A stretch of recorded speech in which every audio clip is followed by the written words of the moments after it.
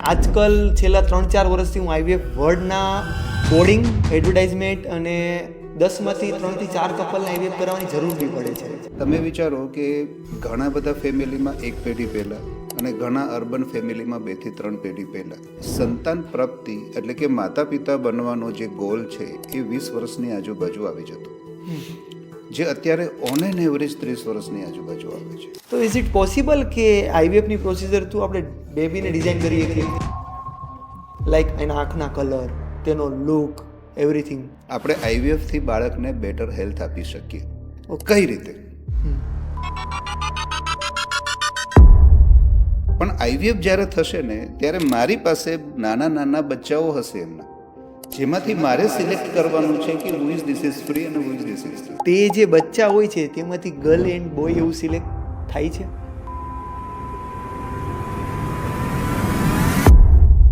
હું એવું માનું કે 35 મારી અગર ક્રોસ થઈ ગઈ તો પ્રેગ્નન્સી પ્લાનિંગ મારું નેચરલી પોસિબલ જ નથી.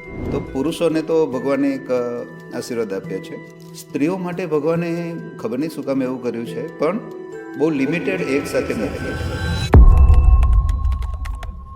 15 વર્ષ પહેલાંની હું વાત કરું ને તો મેં આઈવીએફ ખૂબ જ ઓછું સાંભળેલું હતું, એટલે રેરલી ક્યારેક. અને આજકાલ છેલ્લા 3-4 વર્ષથી હું આઈવીએફ વર્લ્ડના બોર્ડિંગ એડવર્ટાઇઝમેન્ટ અને 10માંથી 3 થી 4 કપલને આઈવીએફ કરાવવાની જરૂર બી પડે છે. તો આવું કેમ? જો સૌથી પહેલાં કોઈ પણ બિઝનેસ કે કોઈ પણ વસ્તુ જ્યારે વધી જાય ત્યારે એની પાછળ મુખ્ય વસ્તુ હોય કે એની જરૂરિયાત વધી છે. જેમ એક બહુ ફેમસ સેઇંગ છે ઇન ઇંગ્લિશ કે need is the mother of invention, right? તો છેલ્લા થોડા વર્ષોથી એવા ઘણા ફેરફાર થયા પર્ટિક્યુલર લાઈફમાં, માણસોની લાઈફસ્ટાઈલમાં, કે જેના લીધે સંતાન પ્રાપ્તિ માટે હેલ્પની જરૂર પડવા માંડી. આમ તો આઈવીએફ હમણાં વધી ગયું એના ઘણા કારણો છે, પણ એનું મુખ્ય કારણ હું મૂકીશ લાઈફસ્ટાઈલ ચોઇસીસ. તમે વિચારો કે ઘણા બધા ફેમિલીમાં એક પેઢી પહેલાં અને ઘણા અર્બન ફેમિલીમાં 2 થી 3 પેઢી પહેલાં સંતાન પ્રાપ્તિ એટલે કે માતા પિતા બનવાનો જે ગોલ છે એ 20 વર્ષની આજુબાજુ આવી જતો, જે અત્યારે ઓન એન એવરેજ 30 વર્ષની આજુબાજુ આવે છે. તો સૌથી પહેલું રીઝન ઇન લાઈફસ્ટાઈલ ચોઇસીસ એ છે કે આપણે આપણા યુવકોને હવે માતા પિતા બનવું તો છે જ, પરંતુ 30 વર્ષની આસપાસ બનવું છે. This is a reason number 1. બીજું કારણ એ છે કે આપણા ડે ટુ ડે લાઈફમાં તણાવ બહુ વધી ગયો છે, બરાબર? જેને આપણે સ્ટ્રેસ કહીશું. સ્ટ્રેસ એટલે ચિંતા જ નહીં, સ્ટ્રેસ એટલે એમ્બિશનનો પોતાનો સ્ટ્રેસ છે, જે દોડાવે છે માણસને, જે રાત્રે જગાડે છે, જે એના ડાયટમાં ચેન્જીસ કરી દે છે. મારે કંઈક કરવું છે. યસ, બધાને કંઈક કરવું છે, રાઈટ? એ કંઈક કરવામાં જે નેચરને કરવું છે ને એ ડિલે થઈ જાય છે. યસ, બરાબર?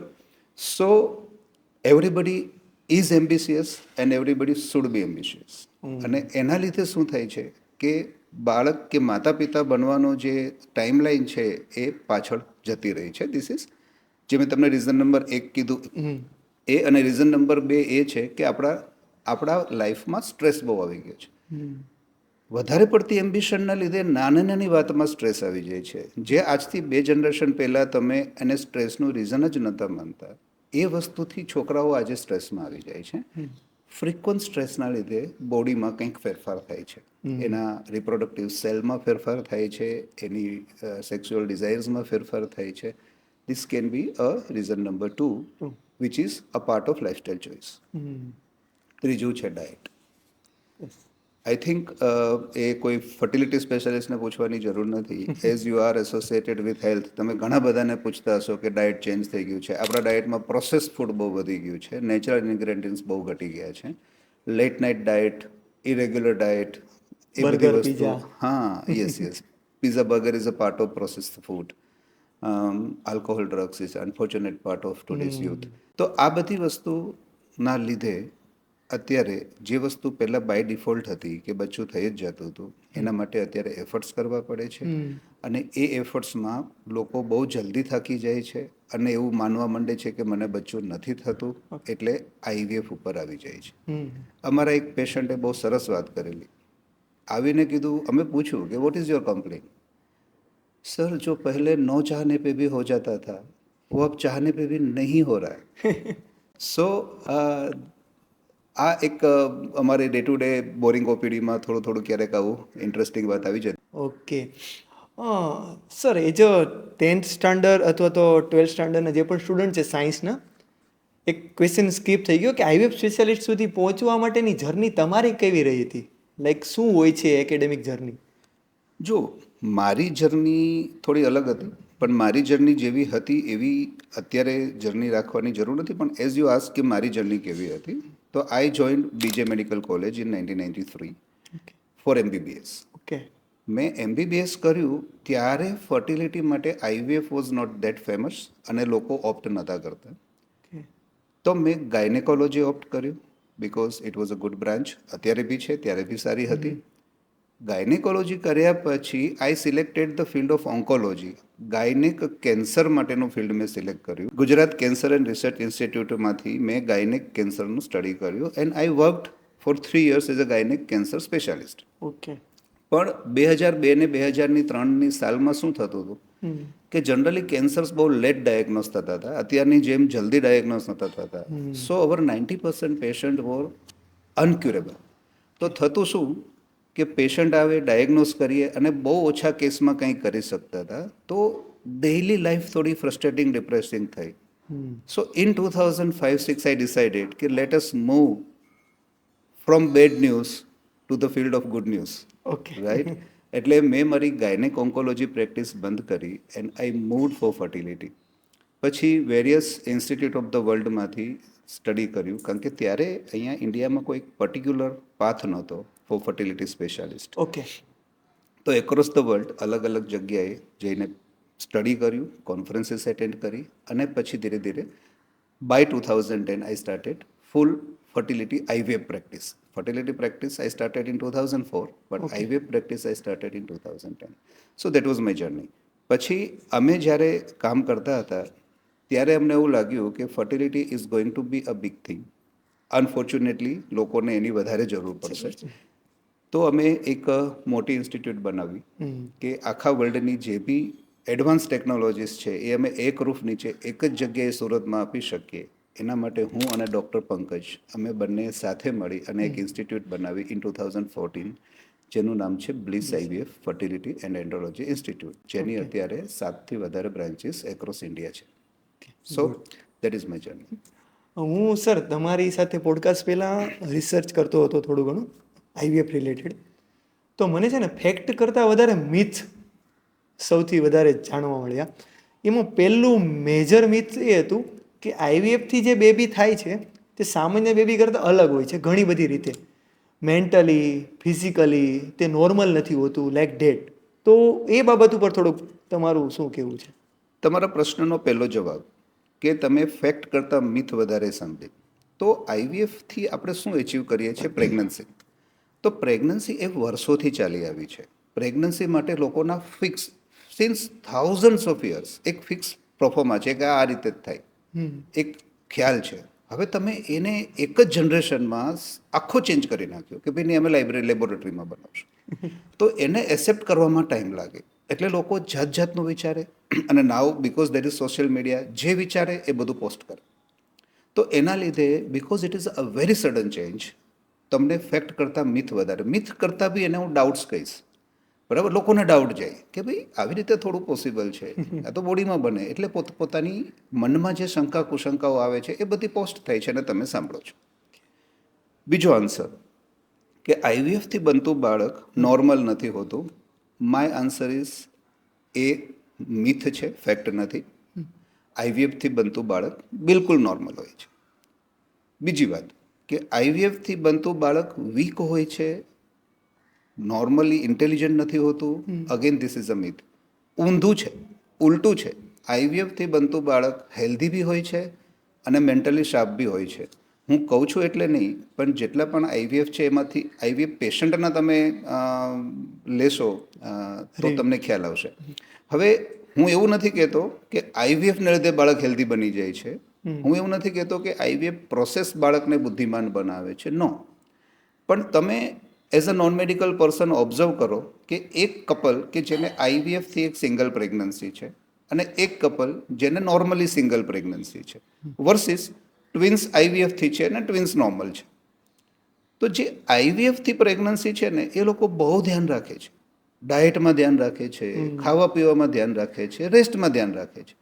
અને હું એને જે સૂચના આપું છું ને એ અક્ષરશ વર્ડ ટુ વર્ડ પાલન કરે છે. Even I don't expect them to do that. Okay. અને છતાંય એ લોકો એટલું બધું પાલન કરે છે કે અલ્ટિમેટલી ઇટ ટર્ન્સ ઇન્ટુ કે એનું બાળક બહુ સરસ ગ્રોથ. સર, મને as a non medical as a viewer પર્સપેક્ટિવથી મારે આઈવીએફને 1 થી 2 લાઈનમાં સમજવું છે કે એની પ્રોસેસર સિમ્પલ શું હોય છે. સૌથી મોટો રોલ છે ડિસિઝનનો. ઓકે. તમે એકવાર ડિસાઇડ કરી લીધું કે you want to do IVF, ત્યાર પછી things are very simple. Okay.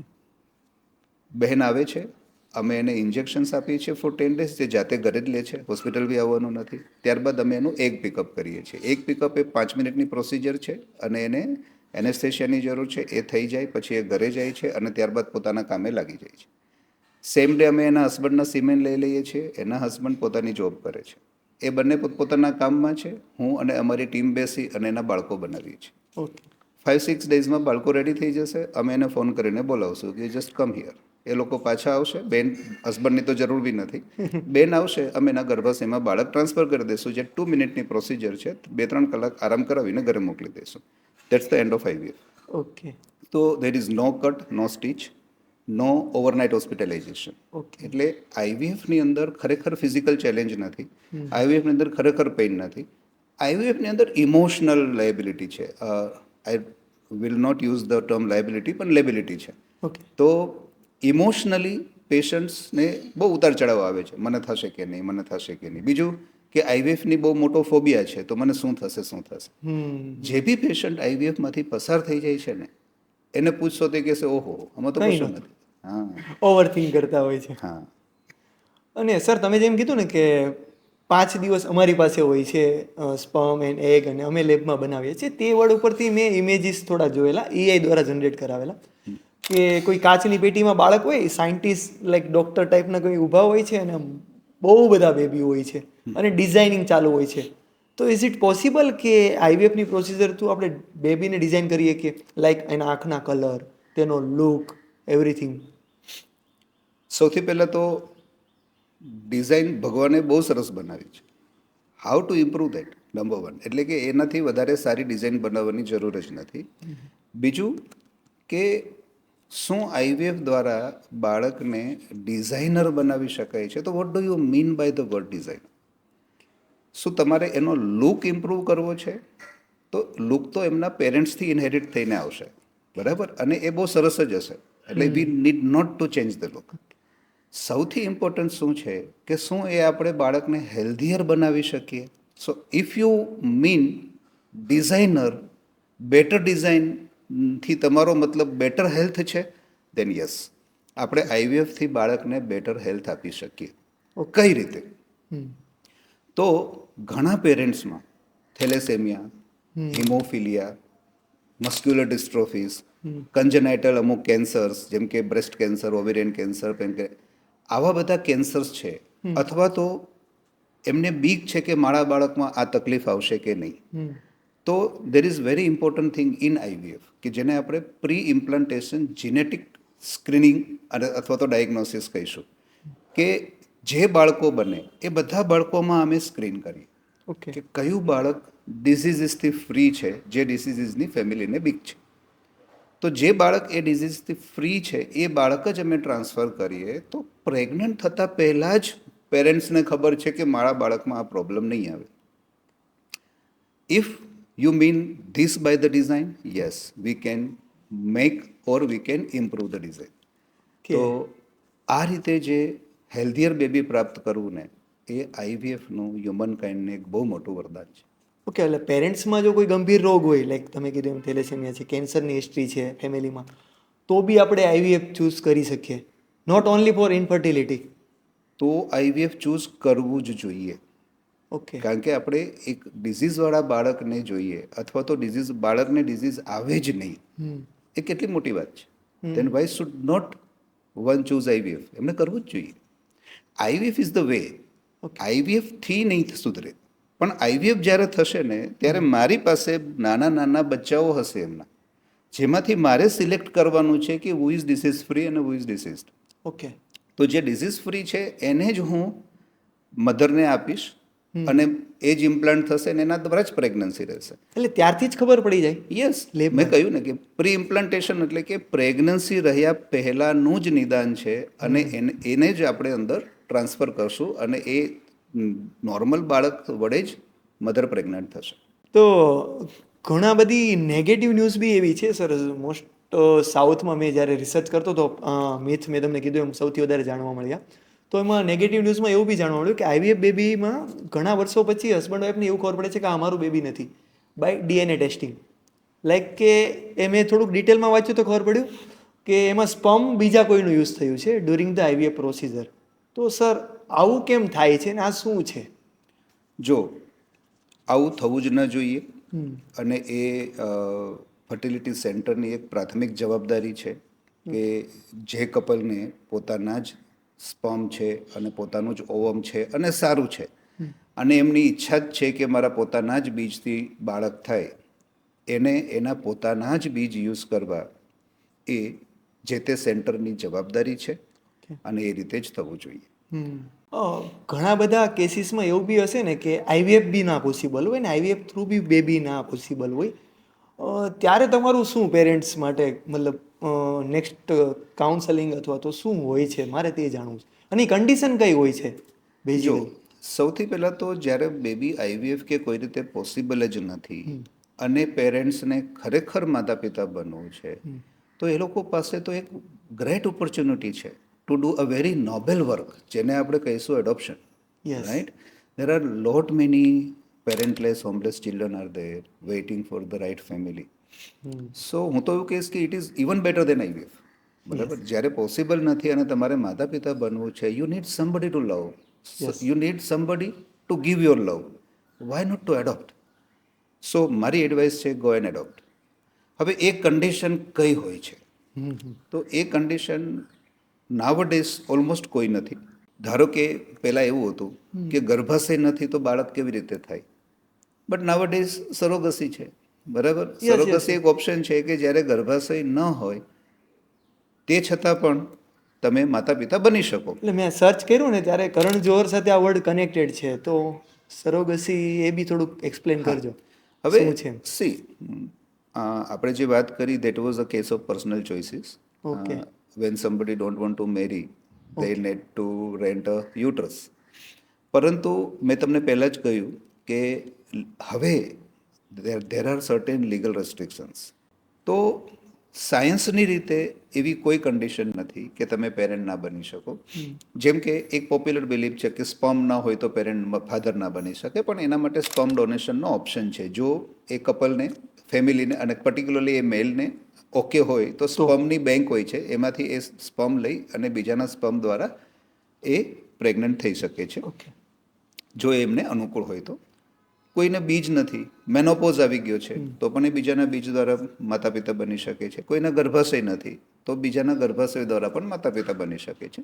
So નાવડેઝ there is no condition કે તમને બાળક, એવું તો છે જ નહીં કે તમને પેરેન્ટ ના બની શકો. ઓકે. તો કોઈ 35-40 વર્ષનું કપલ તમારી આજુબાજુમાં છે અને they are not having pregnancy, એમને એ સંતાન નથી, તો એના બે જ રીઝન છે. કાં તો એમને જોઈતું નથી ઓકે. અને કાંઈ સાચી જગ્યાએ પહોંચ્યા નથી. ઓકે. ઓકે. સો રાઈટ એજમાં એવી કોઈ કન્ડિશન નથી કે તમને સંતાન પ્રાપ્તિ ન થાય. ના થઈ શકે. બિકોઝ સાયન્સ એટલું સરસ અને એટલું સિમ્પ્લિફાઈ કરી દીધું છે through IVF and fertility treatment. Everybody can have pregnancy. એટલે તમારે એક રાઈટ અને એક રાઈટ ટાઈમે ડિસિઝન લેવાની જરૂર છે. ઓબ્વિયસલી. તો ઘણી એવી વસ્તુ છે કે જેનું ડિસિઝન રાઈટ ટાઈમે લેવું બી પોસિબલ નથી. તે છે પ્રેગ્નન્સી પ્લાનિંગ અત્યારના સમયમાં. કેમ કે as a male late marriage કરવા હોય છે, થોડું ઘણું સ્ટડીમાં ફોકસ કરવું હોય છે. As a female business woman હોય છે, બિઝનેસ મેલ હોય છે, તો તેનો સ્પોર્ટ વુમન હોય છે, તેને 30-35 સુધી ઓલમોસ્ટ ત્યાં ફોકસ કરવું પડે. તો હું એવું માનું કે 35 મારી અગર ક્રોસ થઈ ગઈ તો પ્રેગ્નન્સી પ્લાનિંગ મારું નેચરલી પોસિબલ જ નથી કે છે. તો પુરુષોને તો ભગવાને એક આશીર્વાદ આપ્યા છે કે એમના બીજ 70 વર્ષ 60 વર્ષ બનતા જ રહે છે. They have unlimited numbers of sperm. Okay. તો પુરુષો માટે હા યંગર ઇઝ બેટર, પણ ઇટ ઇઝ નોટ કમ્પલસરી કે એને યંગ એજમાં કરવું જ પડે. ઓકે. વાત આખી ફરી જાય છે જો તમે એક ફિમેલ હો છો. ઓકે. સ્ત્રીઓ માટે ભગવાને ખબર નહીં શું કામ એવું કર્યું છે, પણ બહુ લિમિટેડ એગ સાથે મોકલી છે.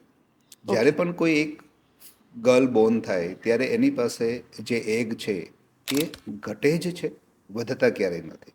અચ્છા. તો એ જે પાત્ર છે એ અક્ષય પાત્ર નથી. તો રાઇટ ફ્રોમ હર બર્થ એના એગ ઘટતા રહે છે, પ્યુબર્ટી પછી બી ઘટતા રહે છે, અને મેનોપોઝના પહેલાં જ એ પૂરા થઈ જાય છે. ઓકે. બેસ્ટ ક્વોલિટી એગ શરૂઆતમાં વપરાઈ જાય છે. ઓકે. તો 30s આવતા આવતા એટલે કે 30 વટાવે ત્યાં સુધીમાં તો મોટા ભાગના સારા એગ પૂરા થઈ જાય છે. ઓકે.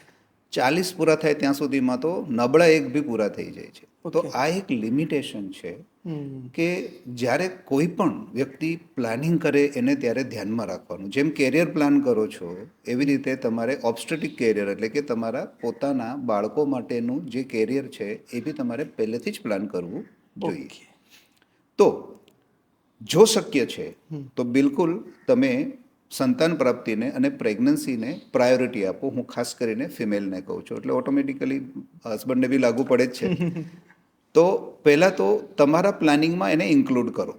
ઓકે. જો તમારી પાસે વેલિડ રીઝન છે કોઈ ફિમેલ પાસે કે નહીં એમને 30s પહેલાં એ પ્રેગ્નન્સી પ્લાન કરી શકે એમ જ નથી, કદાચ 35 બી ક્રોસ થઈ જાય, તો આઈવીએફ અને ફર્ટિલિટી સાયન્સ એના માટે એક બહુ સરસ વસ્તુ લાવ્યા છે જેને કહીશું ફર્ટિલિટી પ્રિઝર્વેશન. ઓકે. તો ફર્ટિલિટી પ્રિઝર્વેશન એવા લોકો માટે છે કે જેને અત્યારે પ્રેગ્નન્સી નથી જોઈતી, ફ્યુચરમાં જોઈએ છે, અને ફ્યુચરમાં એમને ખબર છે કે ડાઉન થઈ જશે. તો એવા કેસમાં અમે જો છોકરીના એગ છે, ઓવમ છે, સ્ત્રીબીજ છે, એને અમે બહાર કાઢી લઈએ છીએ અને એક વિટ્રિફિકેશન નામની પ્રોસેસ દ્વારા પ્રિઝર્વ કરીએ છીએ, અને એ પ્રિઝર્વ અમે લાંબો સમય સુધી કરી શકીએ છીએ. તો જ્યાં સુધી એ રેડી નથી થતા ઓકે. પોતાના સંતાન પ્રાપ્તિ માટે, ત્યાં સુધી અમે એના એ એગ ફ્રીઝ રાખશું, અને જ્યારે એને સંતાન પ્રાપ્તિ જોઈતી હોય ત્યારે એ લોકો પહેલાં પોતાની રીતે પ્રયત્ન કરશે, અને નહીં થાય તો અમે એને ફ્રોઝન એગ દ્વારા બાળક આપી શકશું. ઓકે. સો એના માટે ચોઇસ છે. I will say it should be a second choice, not the first choice, પણ હા એ છે. તો શું આઈવીએફમાં જે પણ કપલ તમારા કન્સલ્ટિંગમાં આવે છે ઓપીડીમાં, તો ઓનલી ફિમેલની અંદર જ પ્રોબ્લેમ હોય છે? બધામાં જ પ્રોબ્લેમ હોય છે, અને ઇન અર્બન સિચ્યુએશન્સ જ્યાં પુરુષોને બહુ સ્ટ્રેસ છે ને બહુ ભાગવું પડે છે ત્યાં તો ઇવન પુરુષોના કેસીસમાં પ્રોબ્લેમ વધારે હોય છે, સ્ત્રીઓના કેસીસમાં પ્રોબ્લેમ ઓછો હોય છે. Okay. Okay.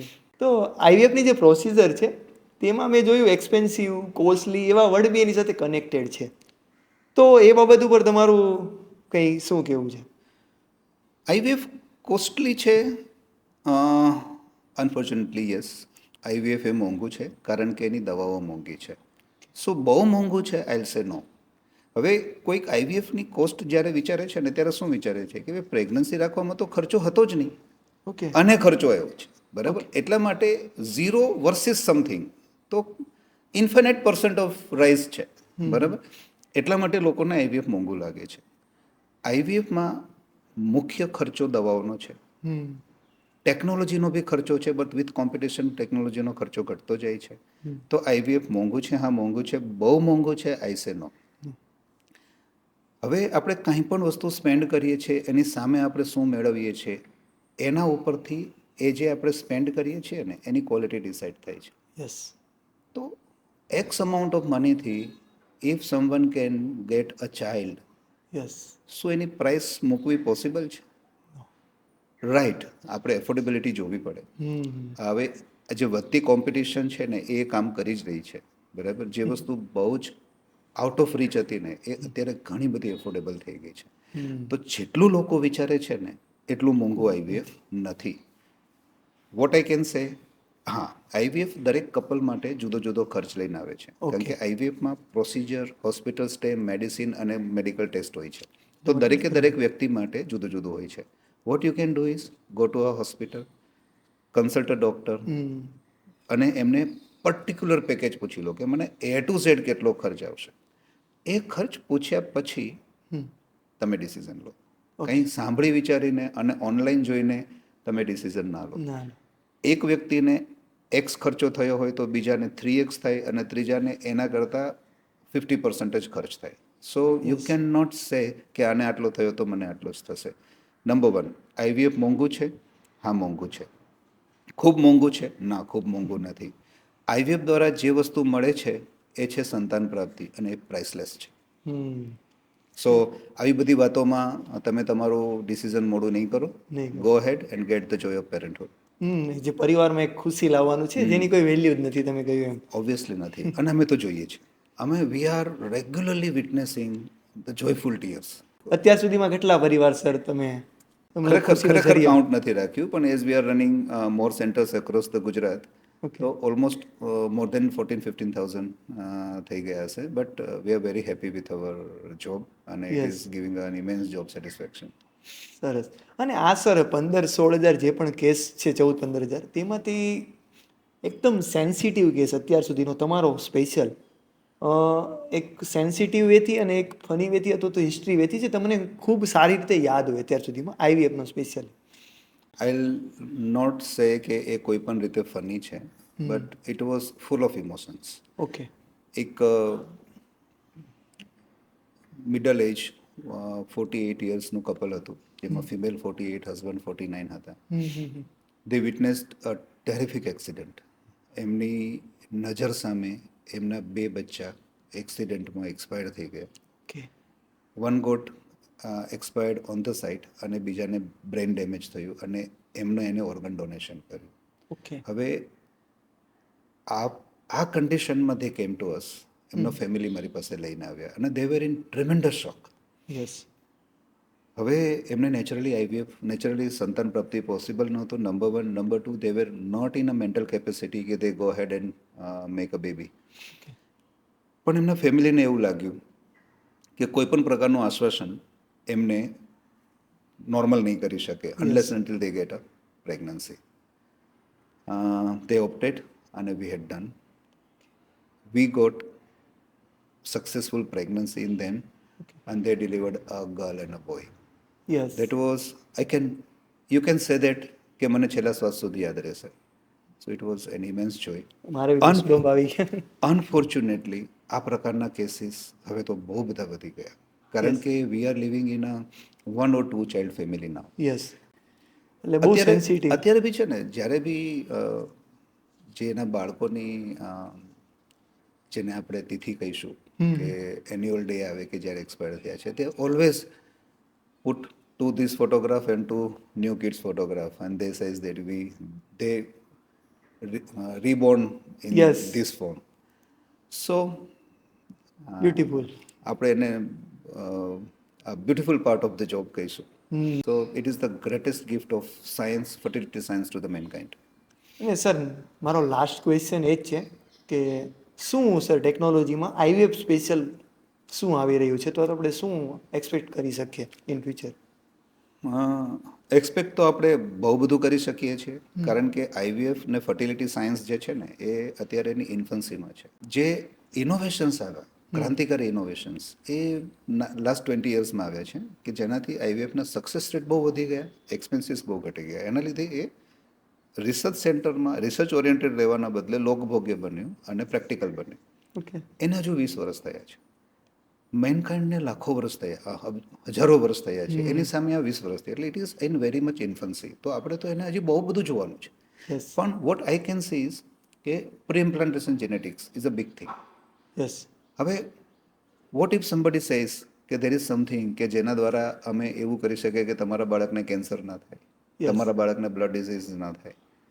That is a big thing. અત્યારના સમય માટે મોસ્ટ ઇમ્પોર્ટન્ટ ફેક્ટર છે, કારણ કે કેસ એના બહુ વધી રહ્યા એ છે. બહુ જલ્દી આવી જશે, આવી જ ગયું છે, બરાબર, અત્યારે છે જ. પણ લોકો ધીરે ધીરે સમજશે, એક્સેપ્ટ કરશે, અને અત્યારે એ દિવસ દૂર નથી કે જ્યારે જેટલા લોકો બાળક નથી થતું અને આઈવીએફ માટે આવે છે ને, એટલા જ અથવા એનાથી વધારે બાળક થાય છે છતાંય આઈવીએફ માટે આવે છે, because they want this service. તો this is a big way. સરસ. એન્ડ સર લાસ્ટ તમારો એક મેસેજ કે જે કપલ આઈવીએફ માટે કંઈક ને કંઈક માઇન્ડના એક ખૂણામાં વિચારી રહ્યા છે, તમે કીધું એમ કોઈ પણ બે રીતે, અથવા તો કોઈક કપલની ફેમિલી હિસ્ટ્રી આવી કંઈ પણ કન્ડિશન અથવા ડિસીઝથી ભરેલી છે, અથવા તેના ફાધરને હોય, મધરને હોય, અથવા તો એના નાના નાની કોઈ પણને હોય, આ બંને કપલ માટે એક લાસ્ટ મેસેજ, જો અગર તે આઈવીએફ માટે વિચારી રહ્યા હોય તો તમારું શું છે?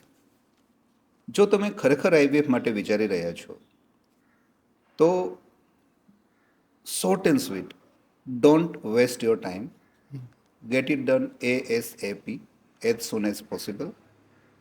Don't read the online noises much.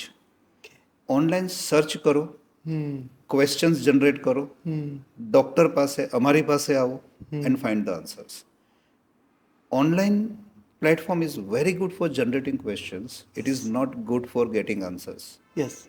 જ્યારે તમે કોઈ વસ્તુને ડાઉટ કરશો અને સર્ચ કરશો, you will find negative answers.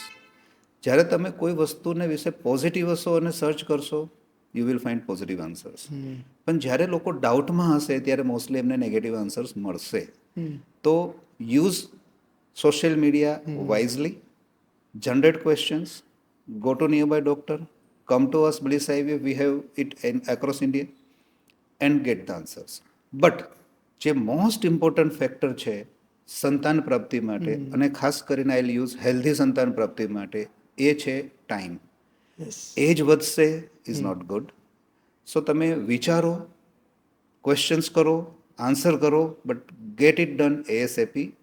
કારણ વગર ખોટી વાતોમાં, ખોટી શંકામાં, ખોટા ડાઉટ્સમાં સમય વેસ્ટ ના કરો.